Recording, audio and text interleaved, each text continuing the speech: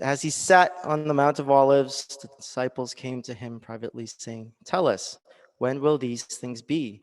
And what will be the sign of your coming and of the end of the age?"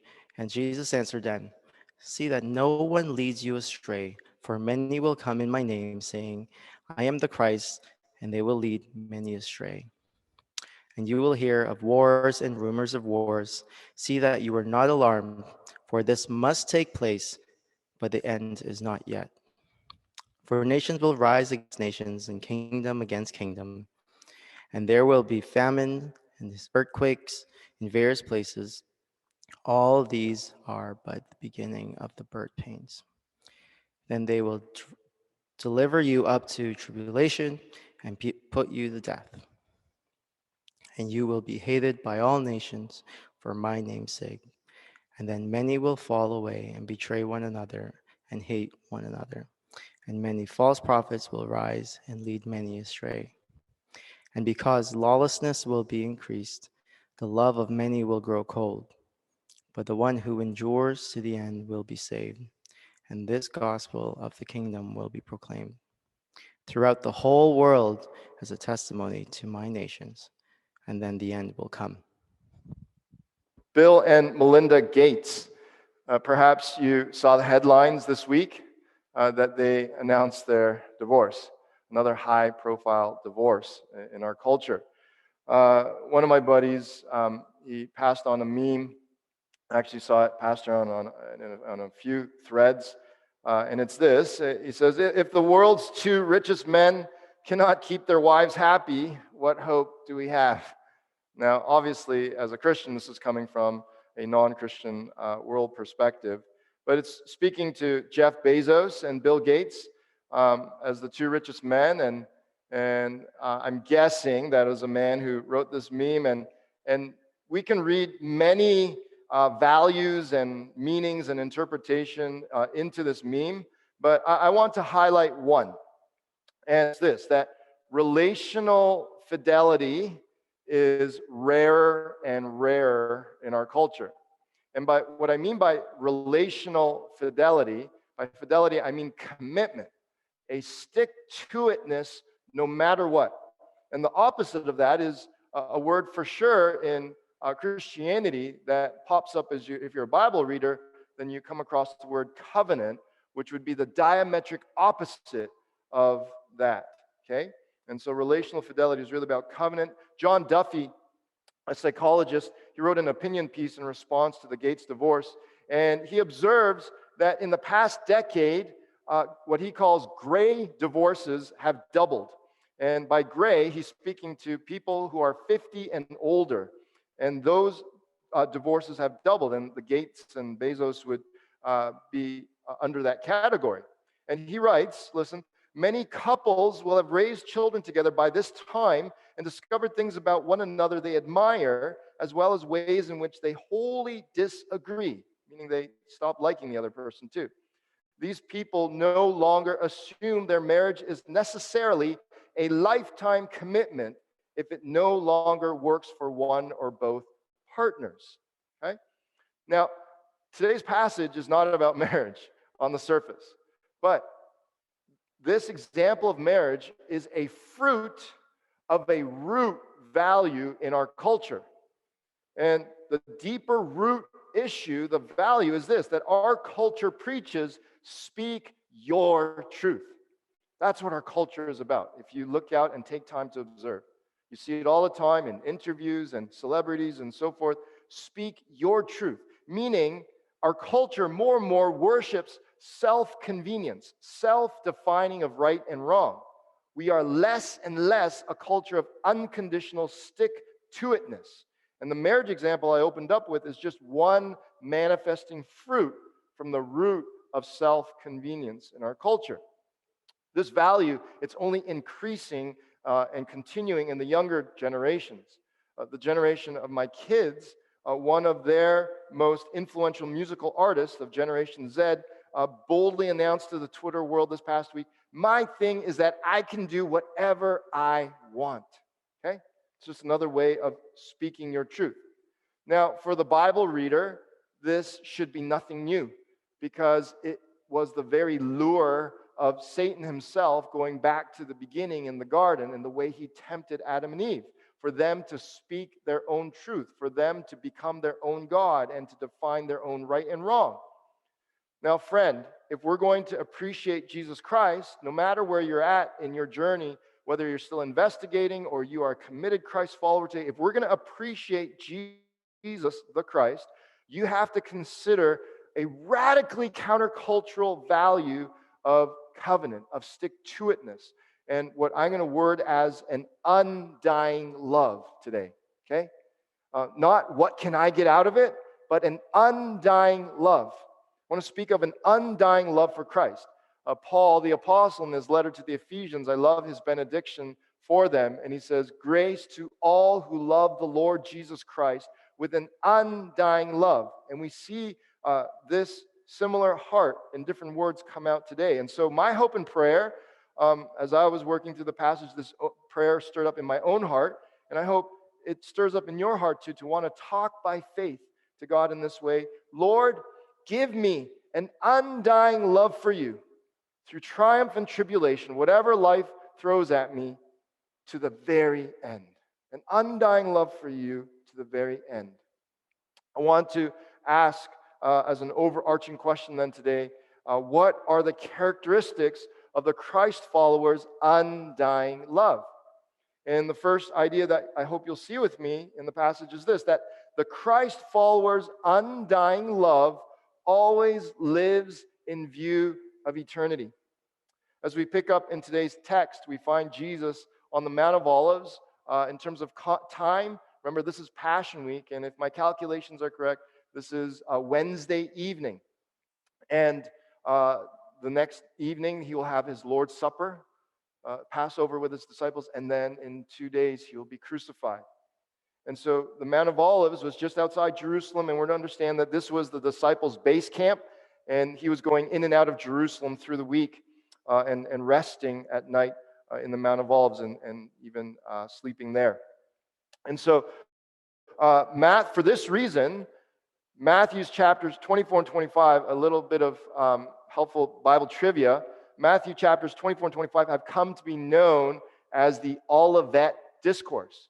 And it deserves a special title because Jesus pretty intensely and forebodingly speaks about end times.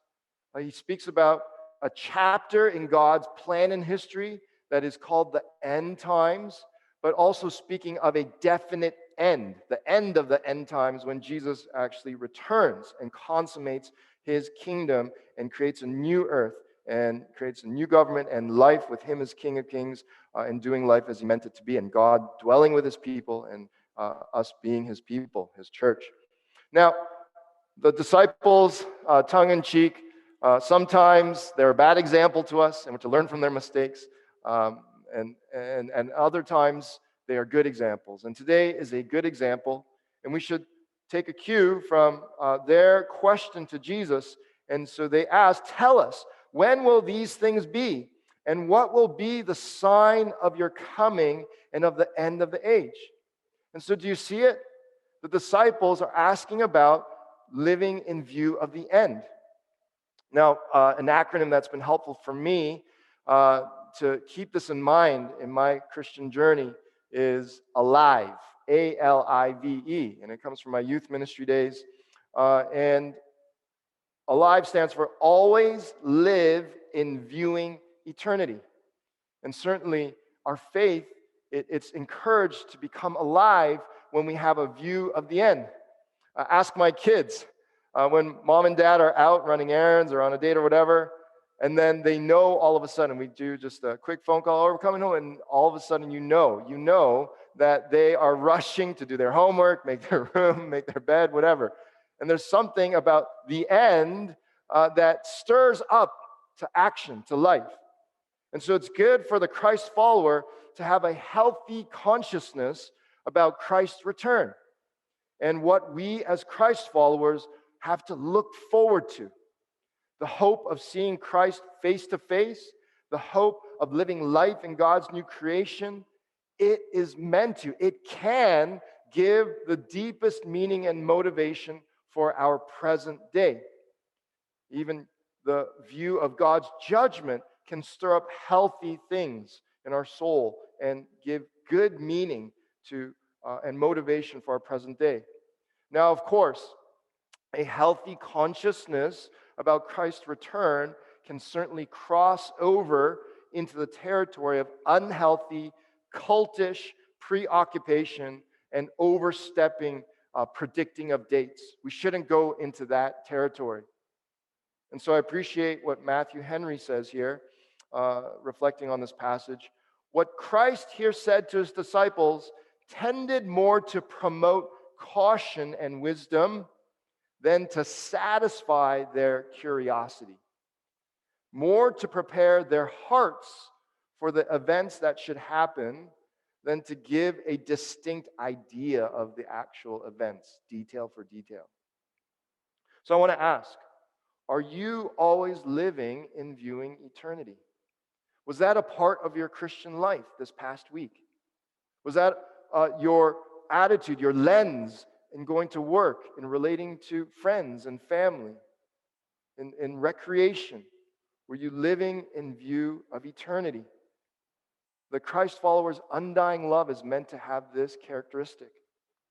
Well, next, the Christ followers' undying love learns to discern between true hope and salvation.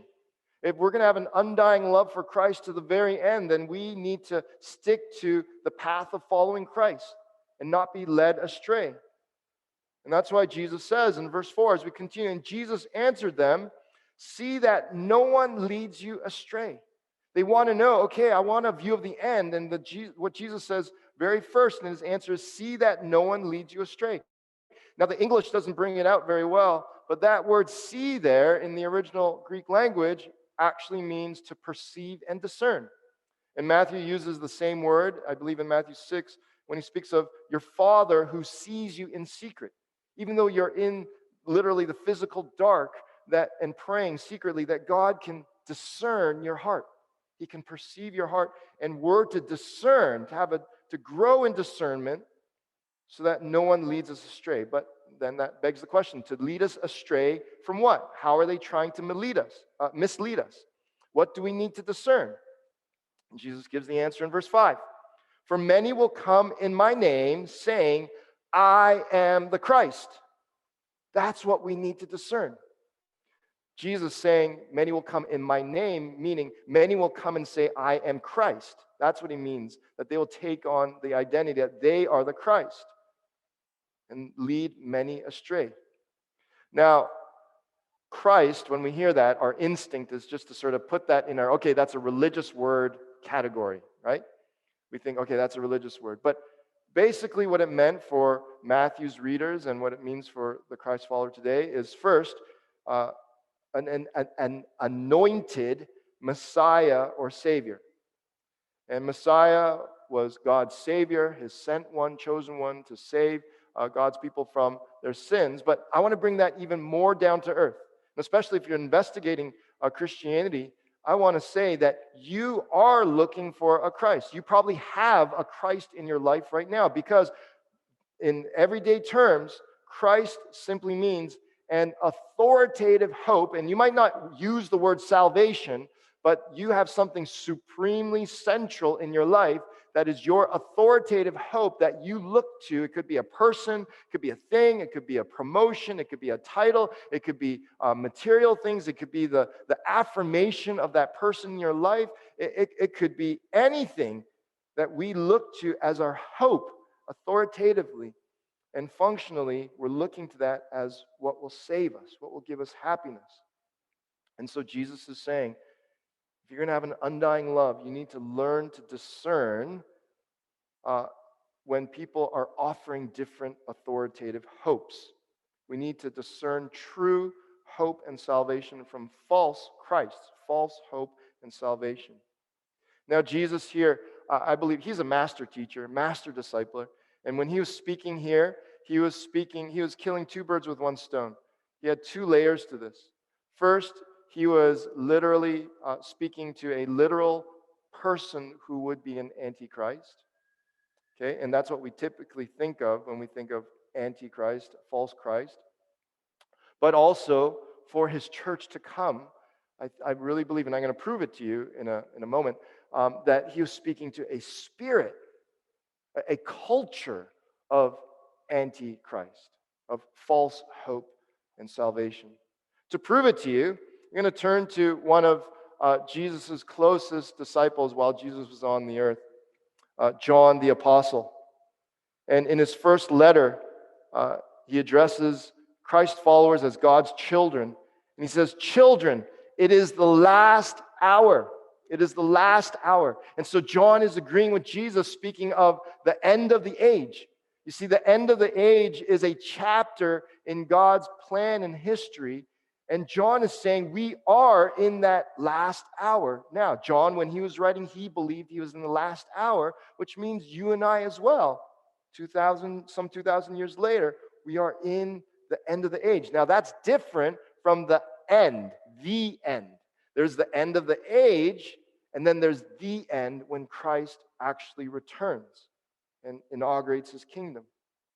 Now, John says, "And as you have heard that Antichrist is coming." And so it seems like John is speaking about one person. And this is our natural instinct. And it's maybe because of Hollywood, because of whatever reason, but typically we think of this one iconic figure spawned in the bowels of hell and this Hollywood apocalyptic movie type of figure. And we think of this Antichrist. And even John's listeners, the people that he was pastoring, were thinking of this one person. But look how John corrects. He says, he clarifies, "So now many antichrists have come." Many antichrists. And therefore we know that it is the last hour. And this is agreeing with what Jesus says in Matthew 24. "Many will come in my name, proclaiming they are the Christ." They're offering a different hope and salvation. Now, John, he brings it eerily close to home, and even scarily close to home. Because in verse 19, we continue, "They went out from us." These many antichrists, they went out from us. What is John saying? In our church alone, even within our church, there are those who call themselves Christians, and then they've abandoned the faith. They've left. They went out from us, but they were not of us. For if they had been of us, they would have continued with us to the very end. And so even John, in his own way, is speaking to an undying love for Christ to the very end. And John clarifies even more, skipping a few verses later, verse 22, "Who is the liar but he who denies that Jesus is the Christ? This is the Antichrist." This is the Antichrist, he who denies the Father and the Son. And so we need to look past whether it's Hollywood or our own minds, we've created this scary, born in the bowels of hell, apocalyptic type of Antichrist figure. No, this word is meant to be so familiar. It could be your neighbor who is the Antichrist. It could be a family member. It could be your coworker. John is saying, he defines it very simply, bottom line, as anyone who denies the Father and the Son. Anyone whose hope and worldview is contrary to Jesus Christ's worldview. So I want to ask, are you growing in your ability to discern Christ from false hope and salvation? Our culture is inundating us with so many false hopes. I've already spoken of one at the beginning of the sermon, "Speak your truth." That is a popular message these days. Be true to your authentic self. Just whatever you say is right is right. Similar to that, and a cousin of that is, love is all you need. And yet you press these people who say it's just about love, let's be inclusive. Why are you so moral and being exclusive of certain lifestyles and things and beliefs and so forth? Let's just all love and be inclusive. But if you press them, they will have a boundary where they say, "No, but this person doesn't deserve my love." So there's hypocrisy there. It doesn't work fully. What I've observed during the pandemic, and it's really become clear and come to the surface, is that science has all the answers. This is a false and a spirit of Antichrist. This is a culture of anti-Christ, a false hope. One of my buddies, he's crude, he's crass, he's raw, he keeps it real, and in a moment of self-deprecation, um, he cracked this joke. He said, you know, I don't like to think of myself as an ugly man. I like to think of myself as a really good-looking monkey, right? and that's but right in that joke is an intersection of some false gospels, false Christ, false hopes. Right in that joke, he's believing evolution, atheism, science as ultimate, and he is the guru in my circle of friends of positive thinking, trying to see positively as much as possible. But that in itself is a slight, it's a very subtle false gospel. Yes, it's good to be positive. But if you think in being positive that you can save yourself apart from Christ, that positive thinking will not help you when you stand before the judgment seat of God. Very related to positive thinking these days is mental health. Hear me out very carefully. Okay? When I see mental health, I hope that people are healthy mentally. I really do. I'm not knocking mental health, but this also is a very subtle false gospel because it is only 1/3 of the health that we actually need. Instead of Bell Canada having Mental Health Day, Bell Canada should be having Soul Health Day. Because the whole picture is that we are a soul. God has created us not only mind, because that assumes, for many people, what mental health means. It assumes basically we are just an organic mass, and our health depends on biochemistry. And just as long as the brain is functioning correctly, then everything else will go well. And it assumes under it greater worldviews of a life apart from God, that we don't need God per se. Now, mental health then is just 1/3 of whole health, which is soul health, because the soul, when we look at scripture, it's God putting together so beautifully our mind, which is mental health, but also our affections, what we become attached to in the deepest places of our desires, and our will. And so if you think of a three-legged stool, you need all three legs for that stool to be balanced, to be whole. And so it should really be about a soul health. I'm just giving this as an example. Are you able to discern these kind of things? Because if we just, naively, without critical thinking, just go down these paths, we could perhaps one day find ourselves easily, or in the end, misled. Well, next, I hope you can see with me that the Christ follower's undying love knows calm in chaos. Jesus continues, and he is so real, he is so honest with his followers, and this is the last week of his life as he knew it in that moment. He's about to be crucified and for the sins of the world, and he, as most people near the end of their life are, he becomes very honest and taking honest account of life, and he warns his disciples, and you will hear of wars and rumors of wars. And here's where I'm getting the calm and chaos. Jesus says, see that you are not alarmed. Again, there, be discerning. It's the same see there. Be discerning so that you don't become alarmed. Alarmed here means just literally afraid, anxious, surprised. And Jesus is saying that a quality of the Christ follower, if you are immersed in Christ's undying love for you, then that should that should work itself out as not being shaken in the midst of all the chaos of life. Now, certainly, even from when Christ said this to the present, I actually looked up and I was attempting a list of all the wars that have happened through history since around Jesus' time to the present, and I couldn't fit it, and it was too difficult to make a slide. meaning that's how many wars have happened.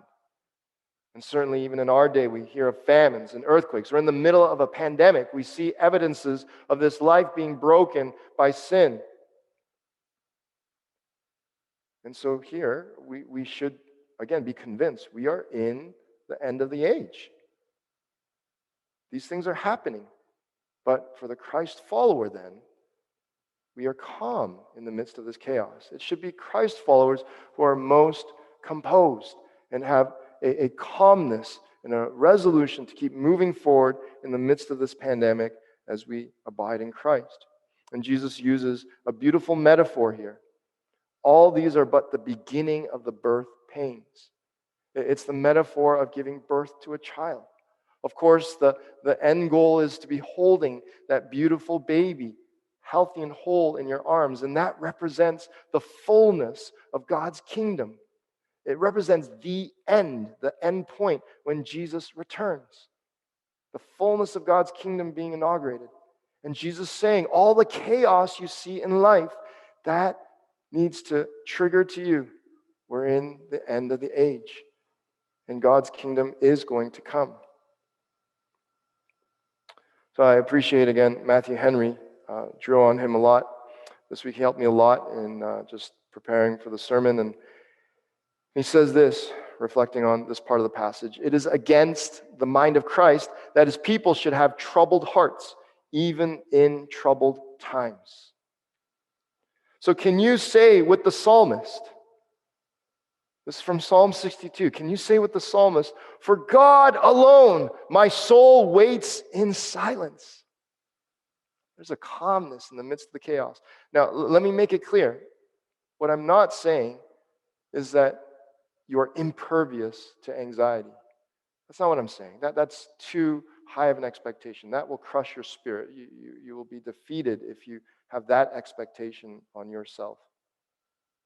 But the psalmists, they give us permission to be anxious, to be troubled, but to bring all this before God and to end with saying, and yet my hope is in God alone.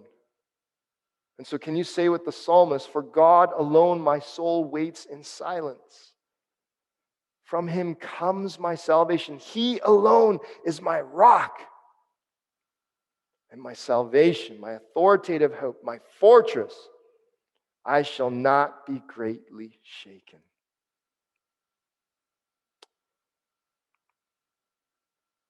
Well, I hope you'll see with me as well that the Christ follower's undying love prepares to take an unashamed public stand for Christ.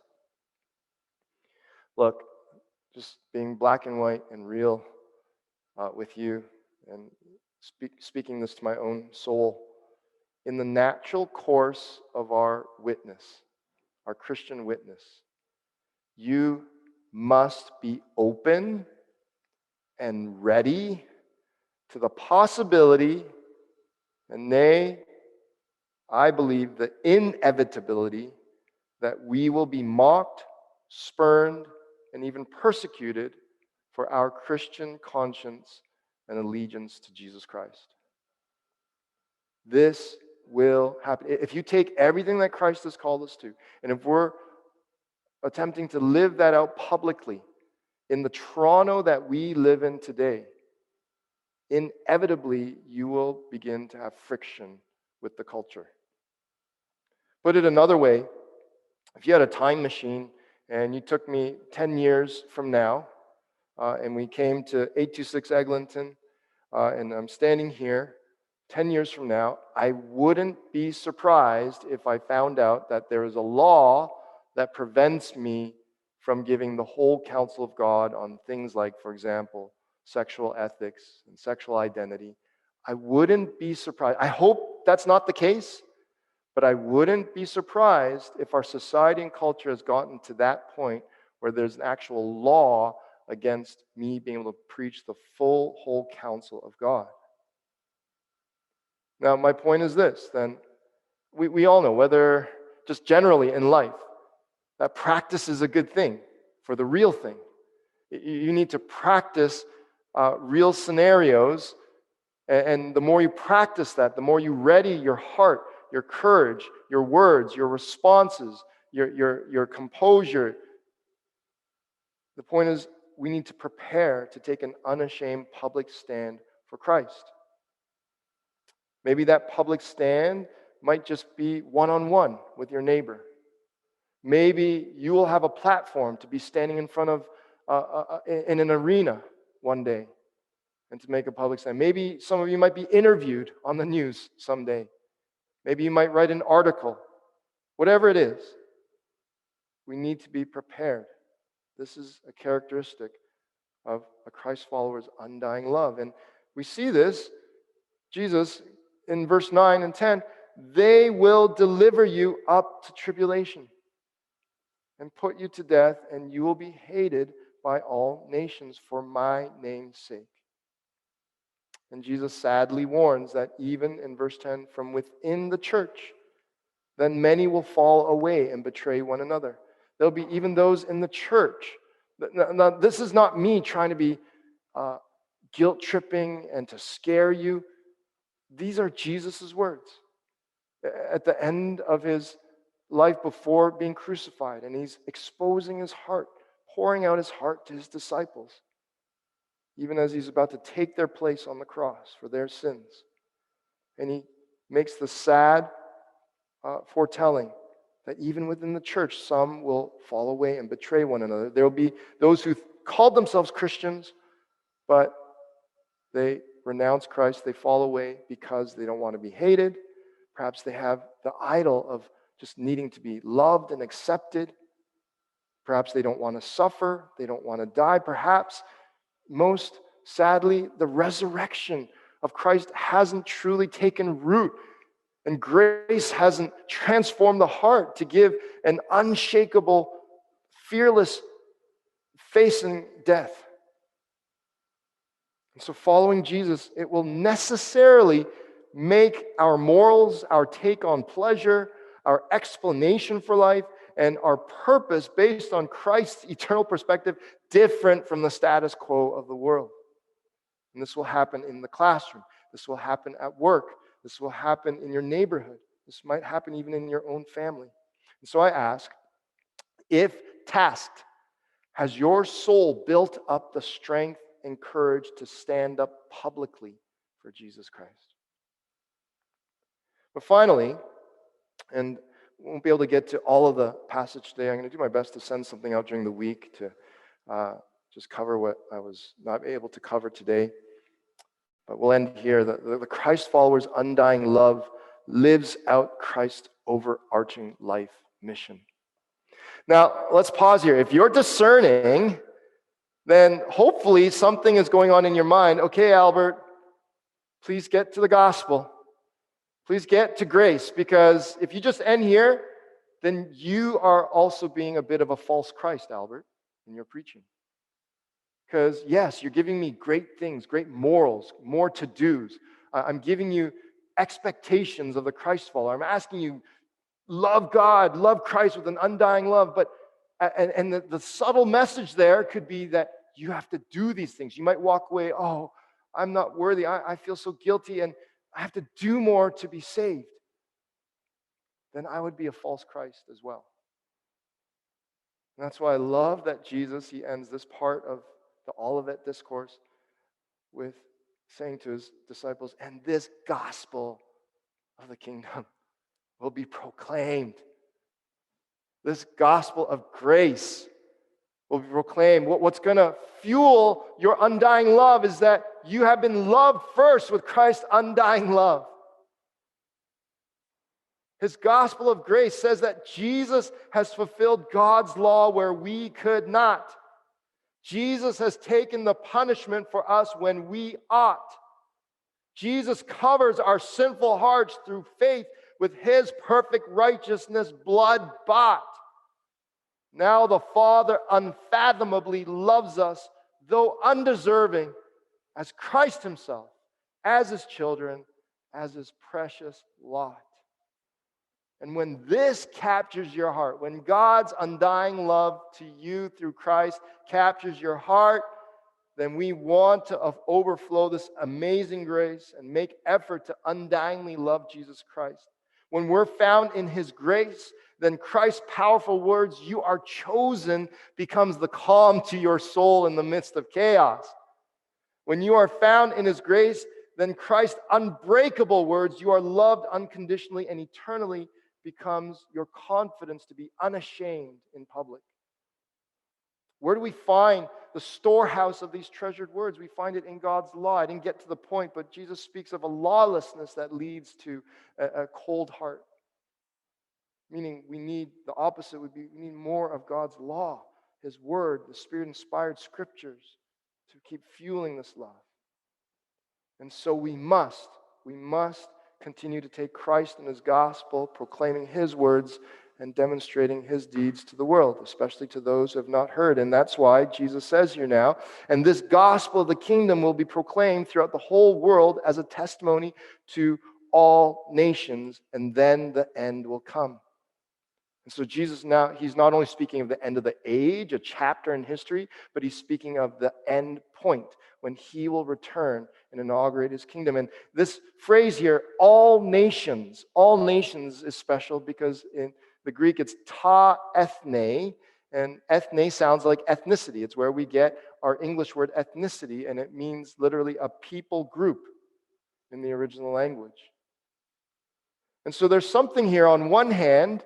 Jesus is saying that there's some kind of, I want to be careful with this, it's not a formula, but it is some notion that if we can just complete this task of taking the gospel to all people groups, then Jesus will return. But you have to balance that with Jesus saying himself, only the Father knows the date and time. So it's not like we can trigger God to come back. We can't trigger Jesus to come back if we fulfill this task in a measured way, as if we can control Jesus and the return. No.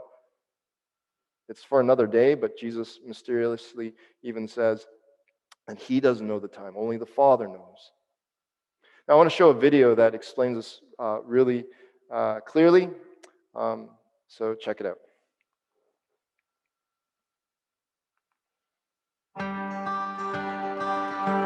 What is a UPG? UPG stands for Unreached People Group, but to understand what that means, we need to first talk about people groups. When Jesus told his followers, "Go and make disciples of all nations," the Greek words he used were ta ethne, meaning all ethnic groups or people groups. So what is a people group? A people group is basically a group of individuals that have a common sense of history, language, beliefs, and identity. It is pretty much a group of people that considers us, and everyone else, them. While there are about 196 countries in the world today, there are over 16,000 distinct people groups. Let's look at Pakistan as an example. That is one nation going by our English word, but ethnically Pakistan has over 400 distinct nations or people groups within its borders. Around 7,000 of those 16,000 total people groups are considered UPGs, or unreached people groups. A group is considered unreached if less than 2% of their population is evangelical Christian. That is, it has too few true believers to evangelize and disciple the rest of the people group. Almost 3 billion people fall into this category. Over 3,000 of those 7,000 unreached people groups are considered UPGs, or unengaged unreached people groups. These people groups have no churches, no believers, no missionaries, and no one actively focused on engaging them. 95% of all unreached people groups are located in the part of the world between 10 degrees latitude and 40 degrees latitude, stretching from North Africa to Southeast Asia. We call this the 1040 window. It's in the 1040 window that most of the major non-Christian religions hold sway. Collectively, they are known as the Thumb people: tribal, Hindu, unreligious, including many Chinese, Muslim, and Buddhist. Jesus said that the gospel of the kingdom would be preached as a testimony to ta ethne, all people groups, and then the end would come. Less than 3% of our total cross-cultural missionary force is working with unreached people groups. We must go to the unreached. At the same time, it's estimated that over 350 unreached people groups are living in the United States today as immigrants, refugees, and international students. We must welcome the unreached. Christ commands us to make disciples of all nations. Jesus is alive. His mission for us is clear, yet the task stands incomplete. Together, we can change that.